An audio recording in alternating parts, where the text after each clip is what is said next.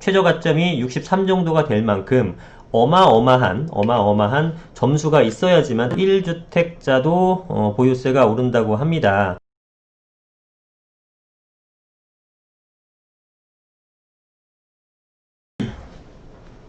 네, 안녕하세요. 이승우 소장입니다.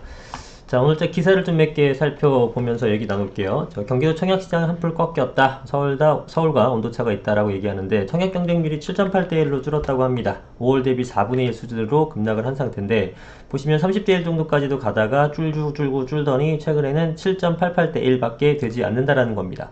그거에 대한 원인 중에 하나는 뭐 조정 대상 지역이라든가 여러 가지 부동산 경기에 대한 부분이겠죠. 그런데 이제 반면에 양주 평택 같은 데는 규제 지역 지정 후 경쟁률이 급감, 여러 가지 제재를 가하니까 반면에 과천이나 동탄 등 일부 지역은 청약이 몰린다. 그래서 양극화가 나타나고 있다라는 겁니다. 지금 반면 여기서 써 있겠지만 없나요? 서울 지역 청약 경쟁률은 천정부지로 치솟고 있죠. 그래서 서울과 경기의 양극화가 벌어지고 있는 거고, 사실은 경기 중에서도 뭐 다 안 좋은 게 아니라 뭐 과천을 비롯한 인기 있는 지역이 있지 않습니까? 그런 것에서는 여전히 서울과 비슷한 취급을 받기 때문에 인기가 많은데, 그렇지 않은 지역에서는 지금 굉장히 고전을 면치 못하고 있다라는 겁니다. 7.88대 1이지만 사실은 미달되는 것도 있고, 여전히 100대 1이 넘는 경기도 지역도 있다라는 겁니다. 자, 보시게 되면, 자, 화성시 동탄역 해리엇의 경우에는 149.4대 1, 그 다음에 과천의 푸르지오 벨라르테는 135대 1을 기록한 반면에 양주에 있는 것들, 양주시 덕계동에 있는 것들은 0.69대 1, 그 다음에 양평군에 있는 것은 0.62대 1, 현덕면에 있는 것은 0.62대 1. 그래서 이제 지역이 군, 면 이런 지역이면 솔직히 우리가 이제 도심권하고 조금 거리가 있지 않겠습니까? 그런 거에 대해서는 당연히 미달되는 상황인데, 사실은 정부 정책이 이제 조정 대상 지역 같은 거 편입이 거의 다 경기도권 전역이 다 편입됐기 때문에 입지도 조금 처지는 데다가 여러 가지 각종 규제, 뭐 대출도 안 되고 뭐 제한, 전매 제한이라든가 뭐 이런 것들이 겹치다 보니까 불안한 거죠. 예, 반면에 좀 인기가 있는 지역 같은 데서는 어차피 돈이 있는 사람이 좀 들어가기 때문에 대출도 크게 신경 쓰지 않고 전매 제한 어차피 팔 생각도 아니었는데 뭐 그러니까 이제 막 들어가는 거죠. 그래서 양극화가 좀 심해지고 있다라는 그런 기사고요. 여기 또 반면에 이제 서울 같은 경우에는 막차 분양에 몰린 청약 커트라인이 60점을 넘겼다고 합니다. 예, 서울 같은 경우에는 지금 100대 1 넘는 것을 뭐 손쉽게 찾아볼 수 있는 거고, 더군다나 당첨의 최저가점을 보더라도 지금 거의 뭐 70점 넘는 것도 있고요. 60점 이하가 거의 찾아보기 힘든 수준입니다. 예, 이만큼 평균 최저가점이 63 정도가 될 만큼 어마어마한 점수가 있어야지만 당첨이 될 것이다 라고 보는 거죠. 예, 무주택자분들이 청약 통장을 이용한 부동산 전략을 써라 뭐 이런 얘기가 있는데 맞죠? 틀린 얘기는 아닙니다만 사실 이론적으로만 맞는 얘기고 일부 사람들은 맞는 얘기죠. 청약 가점이 몇 점 안 돼요. 젊은 분들은 이런 사람들은 무주택이라고 하더라도 그 당첨 가능성이 없죠. 사실상 뭐 85제곱미터 초과되는 것들 추첨하는 것도 있습니다만 이거 뭐 그러다가 몇 번 떨어지게 되기든 몇 년 사이에 또 집을 못 구하게 되니까, 제가 드리고 싶은 말씀은 무주택자 중에서 청약 점수가 꽤 높다. 그러면은 당연히 청약 전략을 한번 노려보시는 거예요. 왜? 당첨만 되게 되면 로또는 맞으니까. 서울에서 웬만한 거 오르고 안 오르는 거 있습니까? 그래서 점수가 높다 그러면 얼마든지 해보시면 좋을 것 같고요. 근데 점수가 얼마 되지 않는다? 그럼 그걸 점수를 채울 때까지 기다립니까? 나중에 기다리는 동안의 가격 상승분 생각해 보게 되면 당첨돼도 자금이 없어요. 그러니까 그런 분들, 무주택인데 내가 청약 통장도 점수가 높지 않다라고 하게 되면 그런 분들은 적극적인 매수를 하시는 게 좋겠다는 판단이 들고요. 그렇게 이제 이원화해서 생각하시면 될 것 같아요. 자, 뭐 내용은 그렇습니다. 그래서 서울 같은 경우는 이 엄청난 인기를 하고 있는데 그 이유는 사실 공급이 부족해서죠. 왜냐하면 여기서 써있지만 막차 분양인 것처럼 이제 할 게 없어요. 분상제 시행되고 하다 보니까 할 게 없는 거죠. 당분간 공급이 안 되고 신축에 대한 실효성은 더욱더 강해지고, 그러니까 로또 분양은 더욱더 커지는 거니까 더 몰리게 되고, 이거 끝나게 되면 답이 없는 거죠. 그러니까 미친 듯한 경쟁률이 나타나고 있다라는 겁니다. 자, 그 다음에 추가 세부담 없다더니 서울 1주택자도 보유세가 오른다고 합니다. 정부에서는 서울 1주택자, 뭐 1주택자에 대해서는 부담이 늘어나지 않을 것이다라고 이제 얘기를 했었죠. 그러나 실제로는 늘어나고 있다라는 겁니다. 뭐 내용이 쭉 있는데 그래픽을 보죠. 자, 정부 조치에선 1주택자를 겨냥한 증세는 없었죠. 그러나 고가 1주택자를 제외하고는 실제로는 이렇게 많이 올라갔다는 얘기인데요. 비싼 아파트일수록 많이 올라갑니다. 도공렉슬 같은 경우에는 251만 원을 내다가 내년에는 1000만 원을 내게 되고 다른 것들도 240에서 뭐 1000만 원 가까이, 130에서 350만 원 이런 식으로 가죠.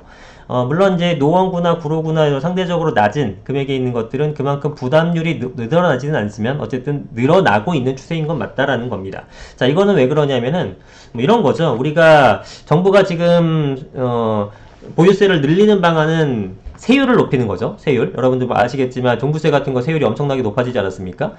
뭐 양도세도 마찬가지고요. 세율을 높이는 방안이 있는데 예를 들어 종부세 같은 것들은 어떤 식으로 구성이 되는지 한번 말씀을 드려볼게요. 종부세는 일단 세율도 세율이지만 세 가지의 그 숫자가 더 곱해지는 겁니다. 일단 공시가가 있죠. 네, 주택 공시가.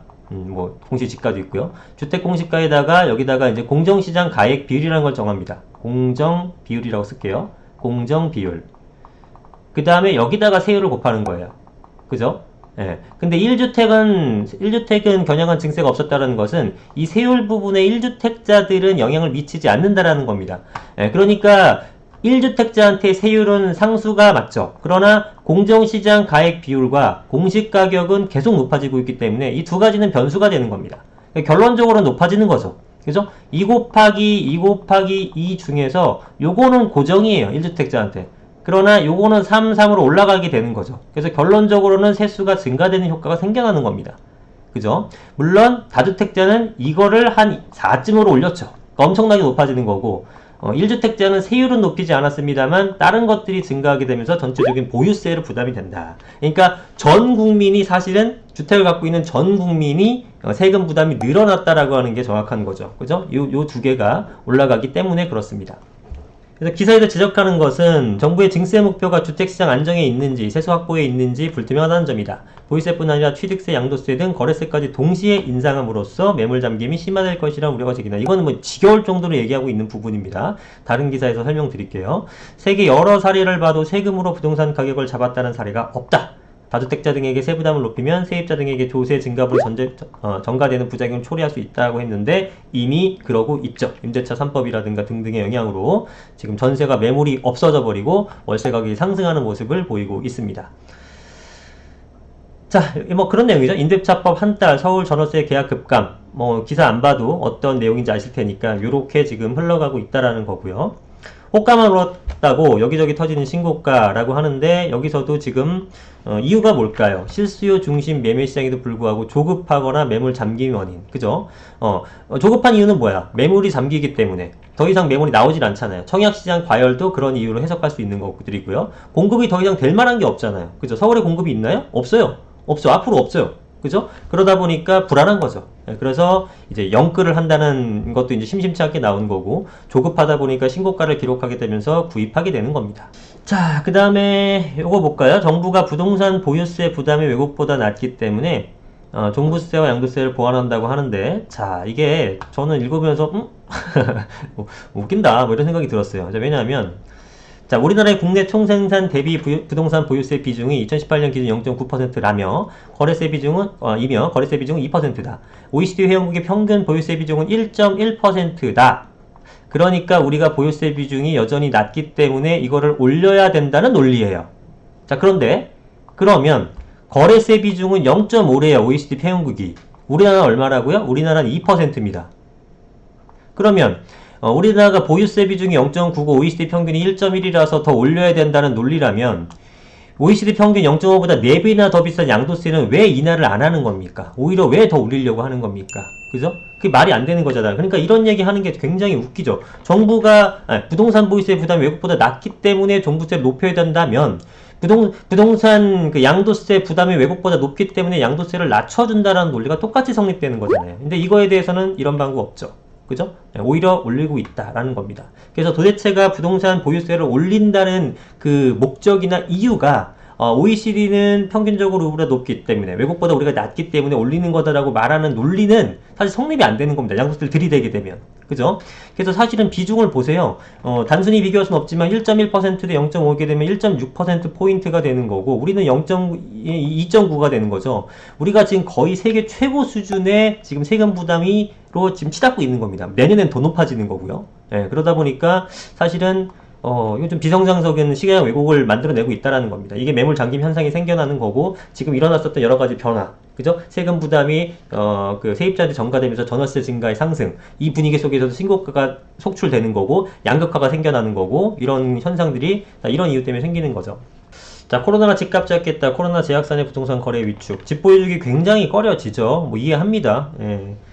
그래서 집을 보지 못하는데 또 집 사기는 좀 어렵잖아요. 그죠? 예, 재개발 지역도 아니고. 그러다 보니까 거래가 더 안 되고 있는 상황인 것 같습니다. 그 다음에 모임이 안 되다 보니까 드라이브 스루 방식으로 우리 뭔지 아시죠? 이렇게 차에서 이렇게 받고 가고 뭐 이런 형태로 하는 조합도 늘어나고 있다고 합니다. 그렇죠. 사실 이 지금 어떤 상황이 언제 마무리가 될지 모르다 보니까 마냥 기다릴 수는 없는 거잖아요. 뭐 조만간에 사실 올 초만 해더라도 이렇게 길어질 걸 예상 못했고 어느 정도 좀 마무리가 되지 않겠니라고 생각했는데 사실은 언제 끝날지 모르는 안개 속으로 빠지다 보니까 무작정 기다릴 수는 없는 거고 드라이브 스루 방식을 하는 이런 아이디어도 생각을 해내는 것 같아요. 여하튼 간에 지금 코로나로 인한 경제적인 전반적 위축이 부동산 시장에 영향을 미치기 때문에 부동산 가격이라든가 내지는 거래 같은 것들이 위축될 우려는 충분히 있다. 이렇게 판단해 볼 수 있겠습니다. 자, 오늘 여기까지 하겠습니다. 감사합니다.